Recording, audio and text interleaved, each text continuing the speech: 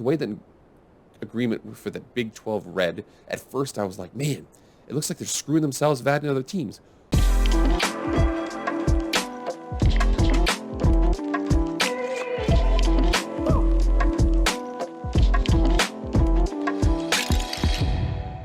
What is up, everybody? It is Jake with Master Football back at it again. Happy Thursday. Thank you so much for being here.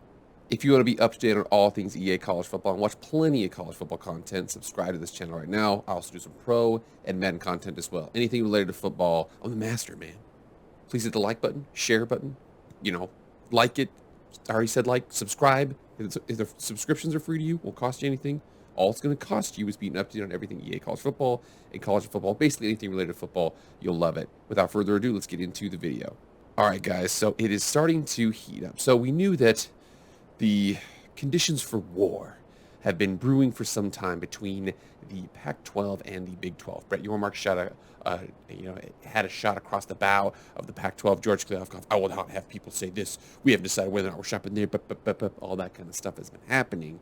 But now we're starting to see some of the pieces get moved and get arranged. There's a couple teams that are in play, and you're going to start to see a couple grabs here. I do think that for the most part, because of certain particular language in the Big 12's agreement, and because of, just because of the safety of the Pac-12 and the Big 12 at this point, I don't think it's going to be those teams are going to be pulling from each other.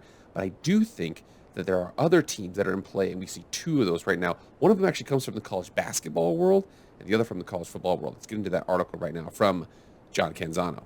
Here we are from The Bald-Faced Truth from John Canzano. Canzano, Pac-12 and San Diego State in a dance. So San Diego State has worked with the Huron Consulting Group for years on a variety of higher education matters. It wasn't until recently that Jim Delaney joined the team. Delaney spent 3 decades as the commissioner of the Big Ten. He retired and left his post in 2020. Delaney launched a consulting business in early 2021. Huron contracted Delaney to collaborate with them. He went to work with helping San Diego State position itself for a potential move to a Power 5 conference.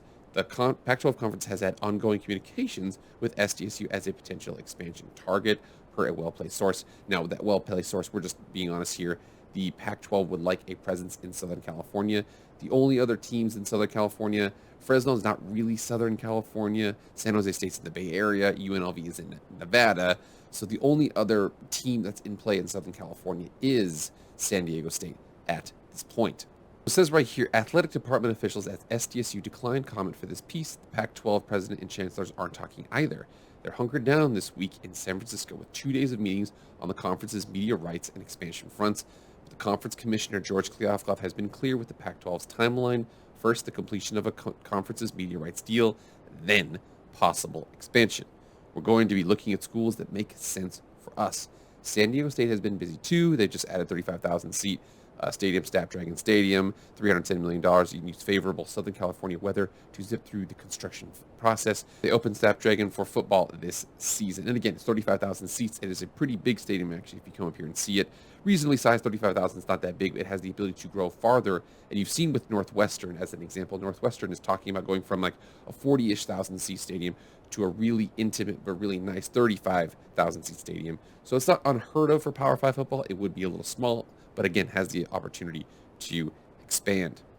And again, one of the bigger points here, but behind, remember here, San Diego State is actually California State San Diego is what it is. So it's part of the Cal State system versus the UC system. The UC system had UCLA and UC Berkeley.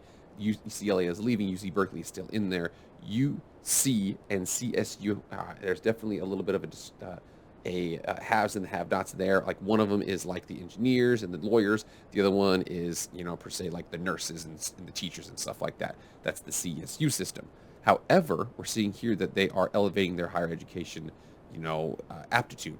The higher education folks at San Diego State have also been busy elevating their mission. The 125-year-old university had long desired the ability to offer an independent doctorate degree. They can't do that at CSU systems right now. It was hamstrung by an archaic state law, however. The law required Cal State University institutions to partner with a doctoral degree granting institution like the University of California.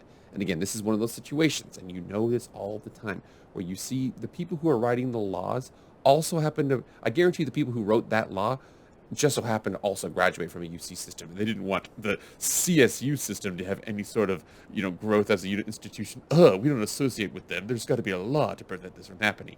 Guarantee you something like that happened. However, they're starting to kind of move away from that. It's a little bit old there. SDSU's Vice President of Research, Hala Madnat, hopefully I said that right, at the University Deans of Graduate Studies, Tracy Love, wrote a joint editorial in the San Diego Union Tribune last March. It's time to change and move forward. In late September, Governor Gavin Newsom signed into law SB 684. It allows CSU campuses to offer independent doctor of public health programs. That not only raised the profile of San Diego State, it positioned the university as a more attractive academic addition for the Pac-12. The Pac-12 saw itself as, remember, Cal, Stanford, Washington, 3 of the top 10 universities in the world in the Pac-12. It's really, really, they take their education very seriously. Arizona State, I don't think, is an AAU program right now, but it's a pretty solid institution. But for the most part, lots of AAU representation out there in the Pac-12. San Diego State is not AAU. They're trying to, I believe, to get to Tier 1. And then they're also, they could push for AAU status, but they're definitely a strong institution, maybe not as strong as Stanford and Cal, but they're pushing that direction. They're part of the same strategy. He said San Diego State wanted to elevate its brand into a different stratosphere in terms of on the field, off the field, all around. And remember, if you get added into these bigger conferences, that happens across the board. So what now? That becomes the question to ask. Here's where the article gets rather interesting because we've got a couple different talking points here. The Pac-12 is kicking the tires. San Diego State wants to be a Power 5 member.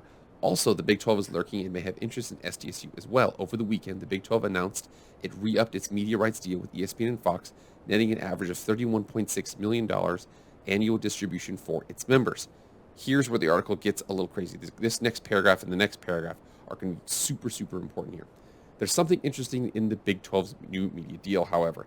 The pro rata clause for expansion was only agreed upon by ESPN, which holds 63% of the new contract. Fox, which owns the other 37%, declined to include it. The clause also allows for the addition of a Power 5 member per media insiders. He said he bounced this idea off of Bob Thompson. Bob Thompson, I'd love to get you on this show. It'd be awesome because I know he's been really, really active with a lot of people in the YouTube sphere. He says that networks hate those clauses. Basically, the Big 12 doesn't get any, keyword here, doesn't get any guaranteed extra money for any San Diego State. It's not automatic. And if they add a Power 5 member, they only get 63%. The current members would have to take a haircut. That helps the Pac-12. So from that perspective here, I want to talk about a couple different things because the way that you would read that, so if you were in the Pac-12 trying to go over to the Big 12, you would read that as, well, you only get 63% of the pro rata clause that's guaranteed extra money for adding a team. So let's just say you're Colorado and you want to go back to the Big 12. You would have, of that money, you would not get any Fox money in essence, but you would get an increase in ESPN money. So $31.6 million times 63% is like $19 million. So that's how that would read the way that you would think it would read. However, within here, there's a couple key words here that I'd love to be able to talk to Bob about this to get his breakdown. Basically, the Big 12 doesn't get any guaranteed money for adding San Diego State. It's not automatic. What I assume that means right here, and the reason why, you see the fact that Brett Yormark was talking about, adding a couple different teams, talking about Westford expansion. There's a couple things he was looking at there. I can't imagine he would sign an agreement that would prevent completely him from adding a team out west or something to that, or any team in general. As an example, I mean, I know that Texas and Oklahoma are off the list right now, but the way this contract reads, if you were to add Texas or Oklahoma, you would get a pro rata expansion clause for Texas and Oklahoma only to the tune of 63%. However, I don't think that means that Fox, if they were to add Texas and Oklahoma, again, this is a hypothetical situation. If they were to add Texas and Oklahoma, I don't think Fox would be like, no more money. And they would know if that would potentially cost them money from adding Texas and Oklahoma. I know that the teams on the short list aren't Texas and Oklahoma. We're talking about San Diego State right now. But I'm saying here is that what I think would happen there is there would be an individual negotiation. If you add a Power 5 team, you automatically get 63% more money in terms of, per that team or whatever that payout is, it would go up 63%. But that other 37%, I do think that could be negotiated. It depends on the team. I do think there's a couple things that are benefiting the Big 12 and the Pac-12. One of them is the Mountain West payout. But we're going to get into that in a second here because I want to talk about another thing that's connected to this indirectly. Here's a tweet here from Ross Dellinger. He says, for a while now, the Pac-12 is believed to have been courting Gonzaga and San Diego State. Big 12 now it joins the pursuit of the Zags. So you see here Gonzaga AD met with Brett Yormark in person in Texas. And remember, they do not have a basketball program, but they do have they don't have a football program, but they do have a basketball program, a very, very top flight basketball program. Imagine Gonzaga, Baylor, and Kansas all in the same league going forward. That is a dynamite basketball league. They're really trying to hone that thing down. But remember, San Diego State Group of 5 team, Gonzaga, not a football team. You would think that based on that pro rata extension, they wouldn't necessarily add those teams. However, I think that negotiations are still ongoing, if I had to guess. So this is where I'm going to get a little hypothetical here, but I think I'm onto something here. So they are talking to San Diego State. The Pac-12 is. The Big 12 has that clause in there that they're not necessarily going to get any automatic more money by adding them in, but they could get some money. Right now, and the big factor behind the San Diego State being a pretty easy one to add is they would be a pretty easy one to add because they'd be pretty easy to please. Right now, the Mount West payout's like $4 million. That's what they get right now. So as an example, the Mount West is $4 million per payout. There are 12 teams. That's $48 million. Of those, a significant portion of that is my boys at Boise State. I know, I'm just saying. And the next best team would probably be San Diego State, maybe Fresno State, something like that. But I know that if you could get them to the point to where they go from, let's say, $4 million to 8, and let's just say you add a San Diego market, let's just say that, ESPN were to, tell the Pac-12 or whoever is negotiating for the Pac-12, hey, by the way, you add San Diego, we'll give you $12 million more. They're like, cool. And then they go to them and like, well, we can't necessarily pay, let's just say 30 million. We're just going to guess 30, $35 million, their conference payout. We can't pay San Diego State $30 million because we'd be losing money on that. However, what if they give them like an entrance fee or like an entrance, wage of like $8 million? They're doubling their rate, and we're still able to take that extra 4 from the 12 and just distribute it through the rest of the conference. Something like that could happen, and I think that's what they're probably discussing right now. Again, that the way that agreement for the Big 12 read, at first I was like, man, it looks like they're screwing themselves of adding other teams. Or what it is that you don't automatically get teams. It depends on the team that you add, because I don't think that there's any team out there that's Fox per se. And you saw Fox, they didn't agree to the pro rata clause. There's no teams out there that are available that are obvious ads.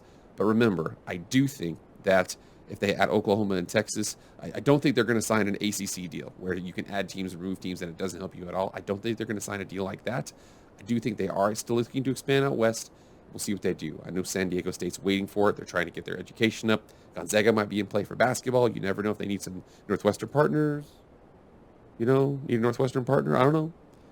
But right now, that's what I'm thinking about this. So, and I encourage everybody here, if you guys have other information, get in the comments. Let me know what you guys think. But I'm telling you, the pieces are starting to move. San Diego State's in play. Gonzaga's in play between both. There's going to be a little bit of a tug of war. We're going to see what's going to happen there. I do think that Gonzaga for basketball, man, it's a religious institution. The Pac-12 will probably shy away from that. And imagine Gonzaga in the Big 12 basketball. That would be nuts, man. But lots of moving pieces. The war, let's just say, has heated up a little bit. All right, guys, thank you so much for being here. Please like, share, comment, subscribe, do all that stuff. I appreciate it. That's it for me, guys. I am out.